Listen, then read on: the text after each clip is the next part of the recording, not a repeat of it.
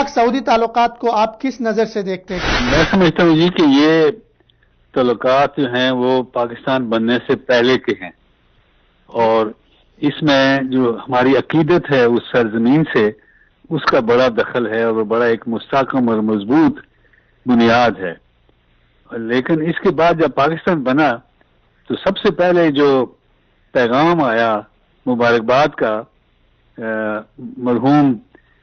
King Abdul Aziz صاحب کی طرف سے بانی پاکستان قائد اعظم محمد علی جناح صاحب کے نام، وہ سب سے پہلے وہی پیغام تھا جو بنیاد بنا بعد کے تعلقات کی، زیادہ ایک ریاستی تعلقات کی، اور اس دن سے لے کر آج تک اس میں کمی نہیں آئی بلکہ اس میں اضافہ ہوا، اور میں خود اس کا گواہ ہوں۔